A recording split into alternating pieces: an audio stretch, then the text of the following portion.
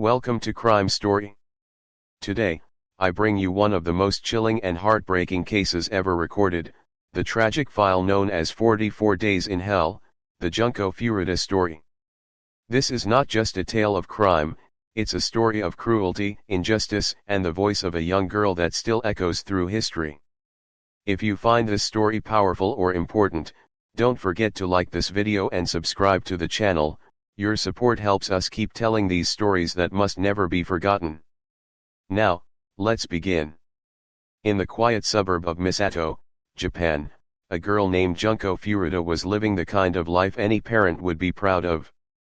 At just 17, she was smart, driven, well-liked, and full of dreams. She studied hard, worked a part-time job, and looked forward to graduation with the excitement of someone ready to embrace the world. Her classmates adored her. Her teachers praised her.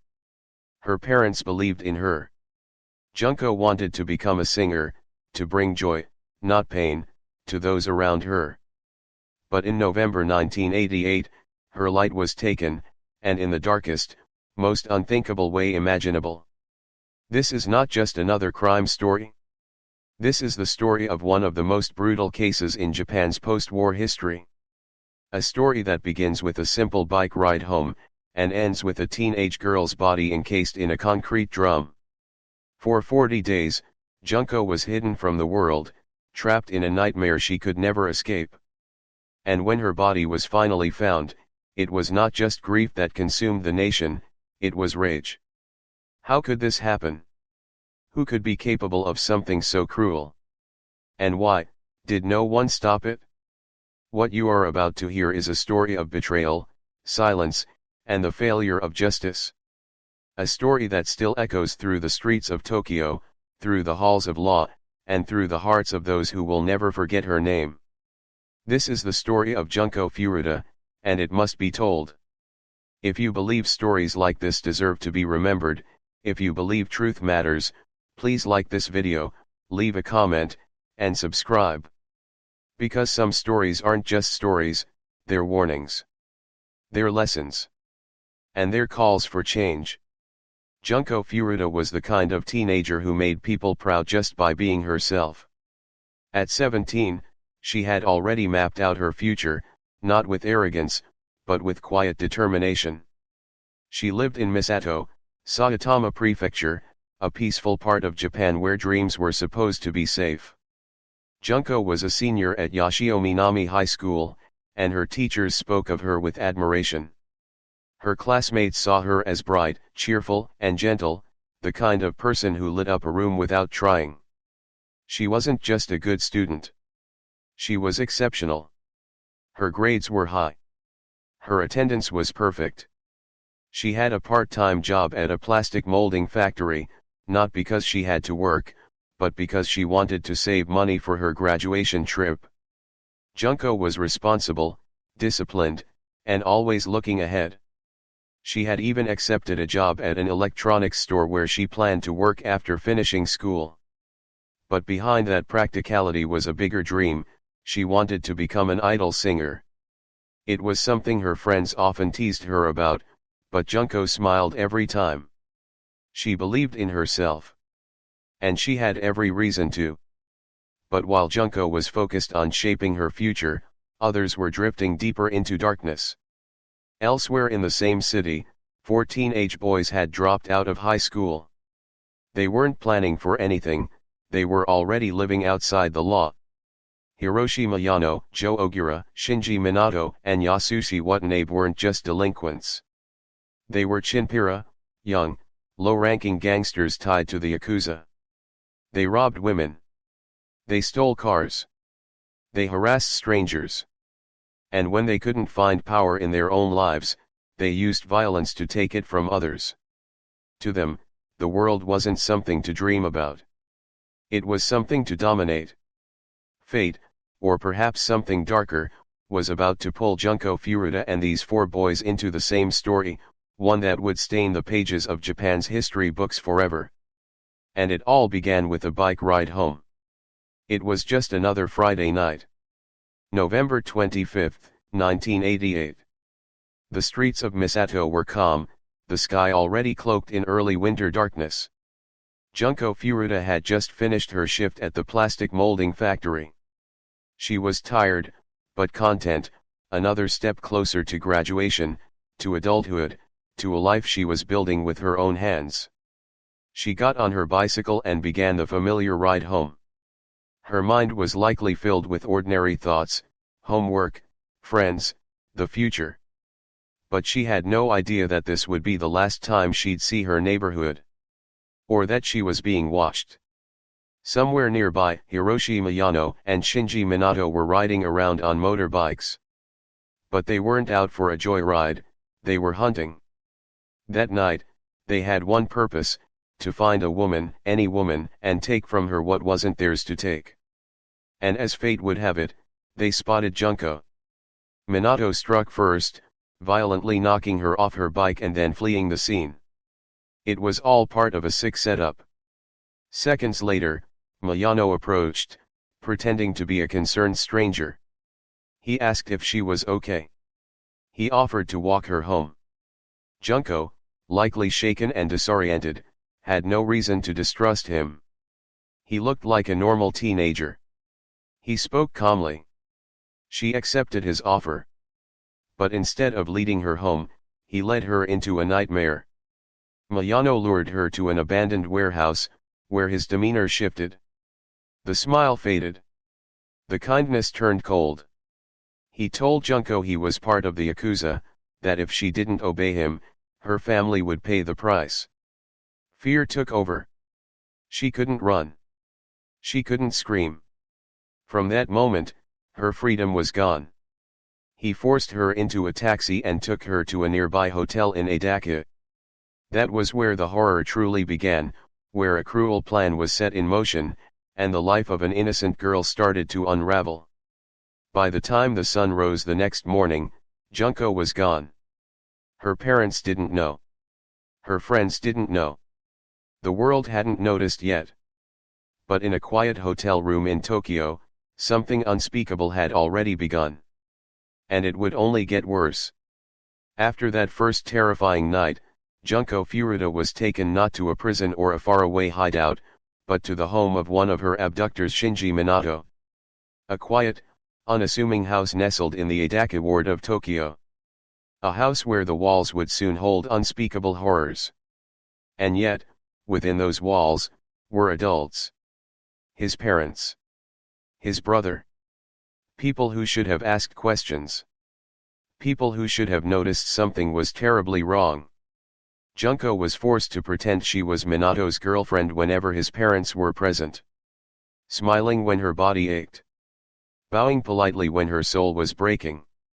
At first, she played along, perhaps out of fear, perhaps out of hope. But that illusion didn't last. The moment it became clear no one would help her, the pretense vanished. And the nightmare deepened. Days blurred into nights. And the cruelty became a routine. The abuse, physical, emotional, and psychological, grew worse by the hour. Junko was no longer treated as a human being, but as something to break. Her captors didn't just hurt her, they humiliated her. They mocked her pain. They robbed her of every shred of dignity she had. She tried to escape. More than once. She begged for mercy. She looked into the eyes of people who could have saved her, people who chose to stay silent.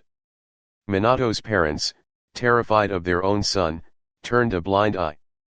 The house remained locked. The doors remained closed. The world outside went on as if Junko had simply vanished.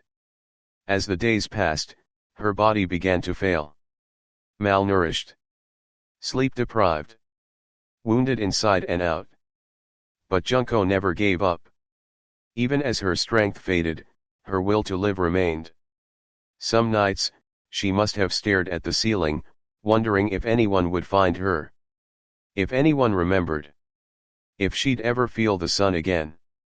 And still, she held on. For 40 long, unrelenting days, Junko Furuta endured what no one should ever have to. And all the while, just beyond the walls that held her captive, the world remained unaware. But that silence was about to break. January 4, 1989. It had been 40 days. 40 days of horror that no soul should ever have to endure. On this day, Junko Furuta's nightmare came to its final, devastating end. That morning, one of the boys, Hiroshi Miyano, was in a foul mood. He had spent the previous night gambling and losing. In his twisted mind, someone had to pay for his frustration. And once again, that someone was Junko. She could barely move by now. Her body was frail, broken in more ways than one. Her strength had withered, but her spirit, somehow, had not. She had survived countless days of cruelty with a willpower that defied belief. But this time, the violence wasn't just punishment. It was something far worse. Something final. The assault began slowly, like it had so many times before. But it escalated quickly. The boys, already desensitized to the pain they caused, showed no hesitation, no mercy. Over the next 2 hours, Junko was subjected to a level of brutality that words can barely contain. At one point, they lit a candle, and let the wax drip onto her skin. They struck her again and again, ignoring the fact that she was barely conscious. Eventually, her body gave up. Her breathing slowed. Her movements stopped. And sometime before noon, the heart of a 17-year-old girl who once dreamed of music, of friendship, of freedom beat for the last time. She had no final words. No hand to hold. No goodbye. Just silence. But in that silence, something remained. Because Junko didn't vanish. Her courage in the face of unimaginable pain became a symbol. Her name would be whispered by those seeking justice, shouted by those demanding change, and remembered by those who believe that some stories must never be forgotten. At only 17 years old, Junko Furuta's life was stolen by people who never deserved to know her. But they could never erase who she was. Her strength. Her resilience. Her dignity, even in the darkest hours, live on. And though her captors believed they had buried the evidence, the truth was about to rise. Less than 24 hours after Junko Furuta took her final breath, her killers moved quickly to erase the evidence. There was no remorse. No grief. Only a need to cover their tracks. They wrapped her fragile body in a blanket, stuffed it into a large travel bag, and placed it inside an empty oil drum. The drum, cold, metallic, and unfeeling, was then filled with wet cement. A makeshift tomb. A prison even in death. The boys loaded it into a car and drove through the city as if they were hauling away trash, not the stolen life of a young girl. That evening, they dumped the drum in a vacant lot near a construction site on the reclaimed island of Wakasu in Tokyo Bay. A place where no one would look. A place where secrets could sink deep into the earth and be forgotten. And then, they walked away. They went home. They laughed. They played games. They returned to school and hung out with friends. For them, it was over. Junko was gone, and as far as they were concerned, so was the danger. But time doesn't always protect the guilty. And sometimes, justice comes from the most unexpected places. Weeks passed. Winter turned colder. Her family searched endlessly, still clinging to hope. But her name faded from headlines, and it seemed like the silence might win. Then, a crack appeared. One of the boys, Hiroshi Miyano, was arrested, but not for Junko. He had taken part in the kidnapping and assault of another young woman just weeks after Junko's death. The pattern hadn't stopped. It had only continued. During questioning, Miyano assumed the police already knew about Junko. In a moment of fear, or perhaps arrogance, he began talking. He confessed not to the crime he was arrested for, but to a murder the investigators weren't even asking about. The detectives were stunned. A body in concrete? A girl missing for over a month? At first, it sounded like the delusion of someone trying to bargain his way out of trouble. But then he told them where to look. On March 29, 1989, police recovered the sealed drum from the empty lot inside, preserved by the cement, was the truth. Junko Furuta was finally found. And the silence that had once protected her killers, was shattered forever. When the truth came out, Japan didn't just react, it shook. The names of Junko Furuta's killers weren't immediately known to the public. After all, they were minors. Under Japanese law, that meant their identities were protected, sealed behind courtroom doors and black ink in news articles. But what they had done was so far beyond the boundaries of youth, that silence became impossible. The public's outrage was volcanic. People across the country demanded to know who these boys were, these teenagers who had turned a young girl's life into a slow and silent tragedy. Journalists began digging. And soon, the names of Hiroshi Miyano, Joe Ogura, Shinji Minato, and Yasushi Watanabe were printed for the world to see. They were no longer just letters on a legal document. They were faces. Histories. Lives that had gone so far off course that the word teenager no longer offered shelter. But what happened next only deepened the wound. Despite the horror. Despite the months of evidence. Despite the confessions. The sentences handed down were light, almost incomprehensibly so. Miyano, the ringleader, was sentenced to just 17 years. Later, after appeal, it was extended to 20. The others, between 5 and 9 years. None of them received life. None received the death penalty. Some were out before they turned 30. Families across Japan, especially Junkos, were left stunned. How could the system see this, and not call it evil? How could it look at what was done, and treat it like an ordinary case of youthful delinquency? The courtroom offered legal closure. But not justice. Not truly. It wasn't just the family that grieved. It was the nation. Protests erupted. Letters poured into the Tokyo District Court. Even seasoned prosecutors were questioned for not seeking harsher penalties. The gap between the crime and the punishment felt like an insult carved into the law itself.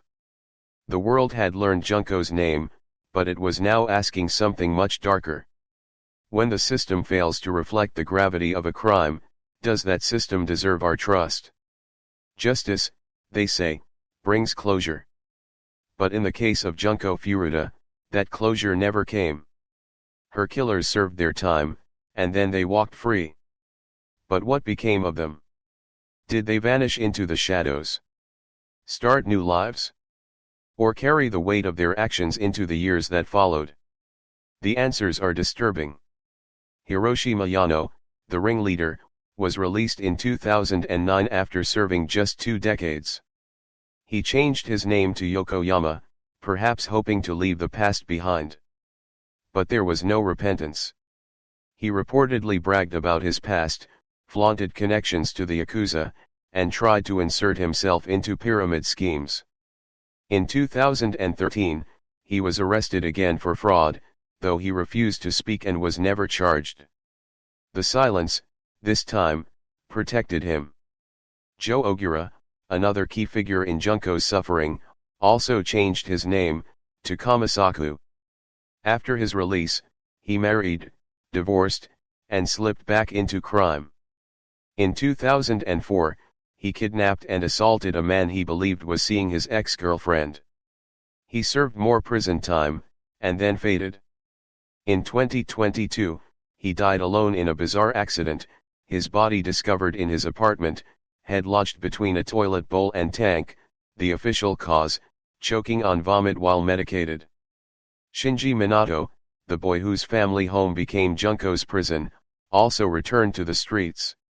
In 2018, he was arrested again, this time for attacking a man over a parking dispute. The weapon? A metal baton. His sentence, suspended. His freedom? Undeserved. Yasushi Watanabe, the quietest of the 4, was released in 1996 and lived quietly with his mother in Tokyo. By 2005, he had developed a neurodegenerative disease.